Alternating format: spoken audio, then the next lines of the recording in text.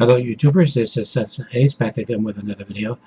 I have here about $108 worth of manga, a graphic novel, and an omnibus. And I have a package here. Speaking of packages, I need to do a shout out. I hope I pronounced this correctly. It's a Swedish channel, although he does most of his videos in English. Shoutout. I hope I did that correctly. Anyway, for my package here, he gets more packages of DVDs and Blu-rays and books and everything else. I couldn't hope to keep up with him.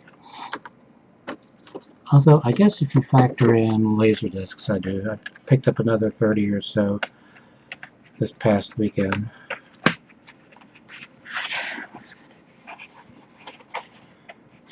I had that open, but I guess I didn't.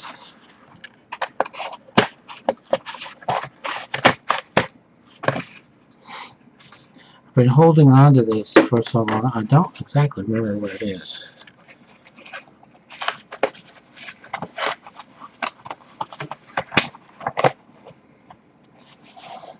Aha.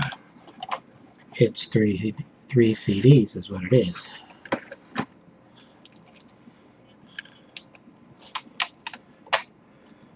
And all in the same series. I really like this series. It's called Disco Discharge.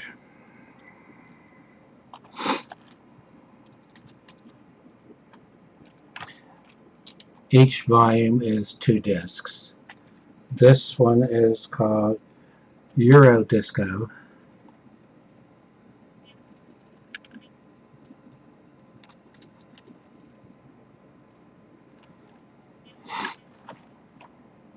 This one, Digging Deeper. Some of these tracks I have heard before, and others, no. This volume is called Eurobeats.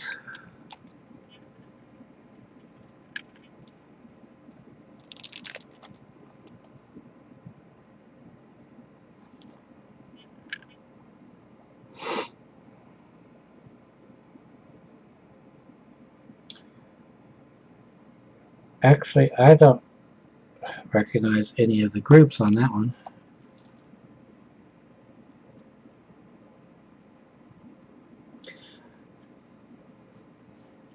The Ritchie family, I have heard of them. Quiet Village. There was a group called USA European Connection.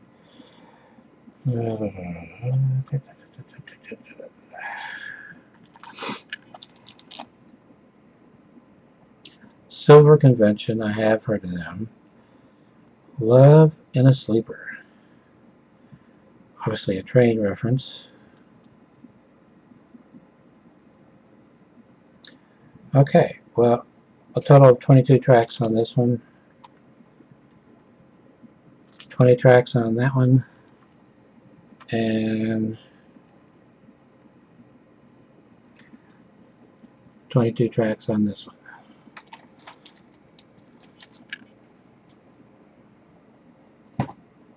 Okay, Manga. My wife picked these up for me at the Japanese Pavilion at Epcot in Disney World.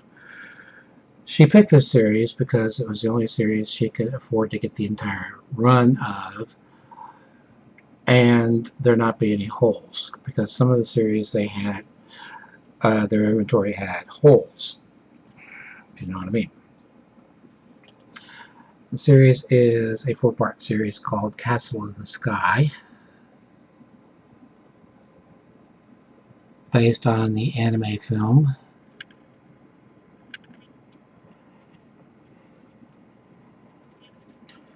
A lot of bang for the $9.95 buck, actually. Viz Media. Because it's in color.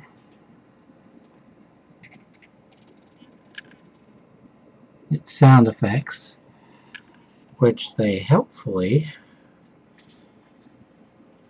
give you a directory and index for the beginning of each volume. So meaning of each sound effect and which panel and what page it can be found on, which is pretty cool. And I don't know if I mentioned, but dust jackets even.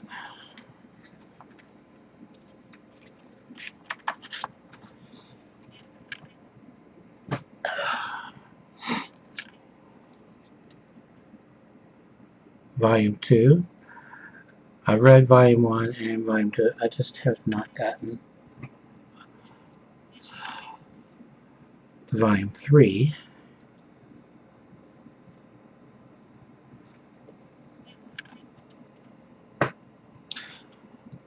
Or Volume 4. And so far I am finding it to be a good series.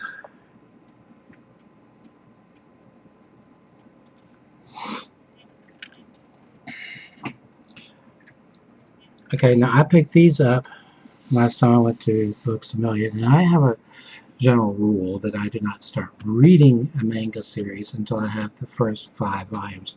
Obviously I made an exception for Castle in the Sky because there are only 4 volumes to that. But Cage of Eden, Volume 1, in glorious black and white.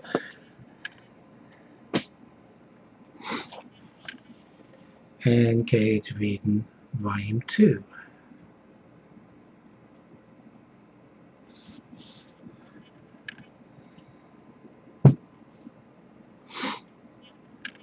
Okay, I received this package just today. First up we have a graphic novel from IDW. Yours truly, Jack the Ripper. Written by Robert Bloch.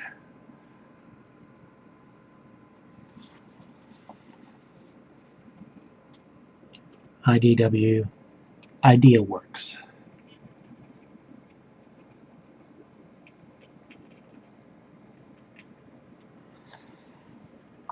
Recommended for mature readers. And it's mostly in monochrome, except for where it counts. Or I should say, except for where it is used for effect.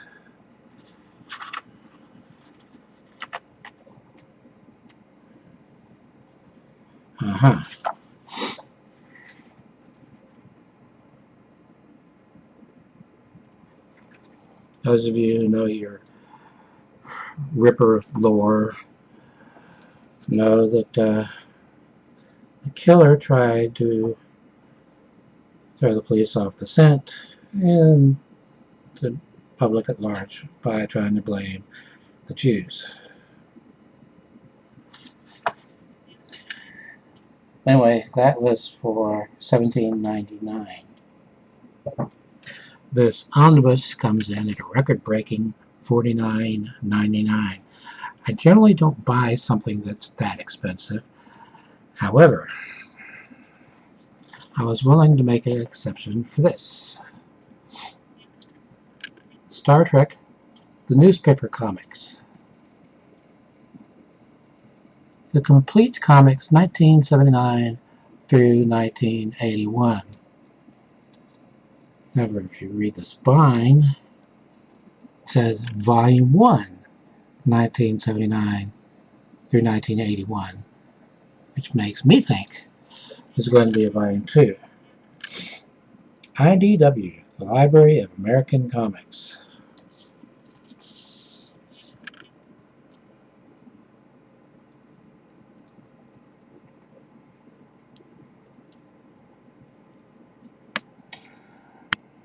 Now, the reason why Sunday stands out is because traditionally with American comic strips, Monday through Saturday are printed in black and white, whereas with the Sunday strips, they're in color.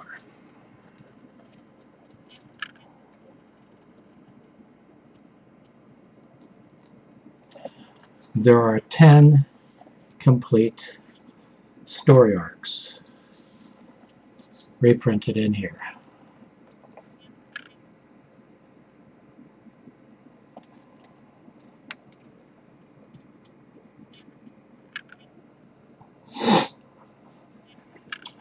And somewhere in my vast collection, I have an omnibus by IDW of the Marvel comic run of Star Trek. Star Trek had numerous runs in the comics. They were first published by Western Publishing, who also owned at the time Little Golden Books, which I also collect. They had two main imprints, Key Comics and Whitman. Amongst collectors, there's really no difference in the values, but I prefer the gold keys. Anyway, at the point Western lost it, Marvel got the rights to Star Trek comics, but they were only allowed to use the characters in situations established in Star Trek the Motion Picture. So it was the most limiting of series. And perusing these comic strips, it looks like they had the same limitation. Notice even the uniforms are the same as Star Trek the Motion Picture.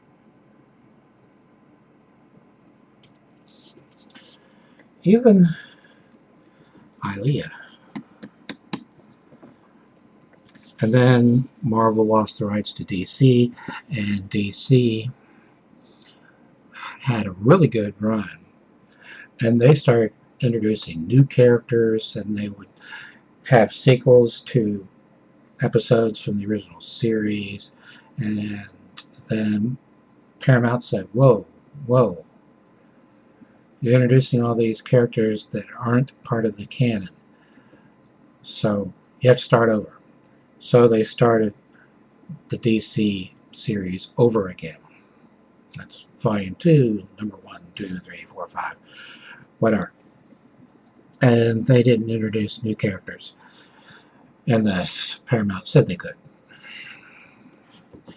And then it went to, well, for a while you had different publishers publishing different series, like one publisher doing Deep Space Nine and another series doing The Next Generation. And then it went to Marvel with the Paramount logo. It had the Paramount Pictures or Paramount Comics logo on it, but they were done by Marvel or distributed by Marvel or whatever. Anyway, those are actually pretty good. And you have the early voyages, which show you the adventures of Captain Pike and his crew as established in the original pilot episode. So that's really cool. And you had Deep Space Nine and Voyager and Star Trek Starfleet Academy and a whole bunch of cool series. Now the Star Trek comic book franchise is handled by IDW. And they have been doing a really good job. You like traditional comic books format? They publish them that way. You like omnibuses? They gather up the individual volumes and reprint them in an omnibus. You like graphic novels? They do those too. So they pretty much cover all the bases. I'll try and remember to stick a link to Yali Studio Et and IDW down there. I don't want to stick it on the floor. $50. Until next time, stay awesome.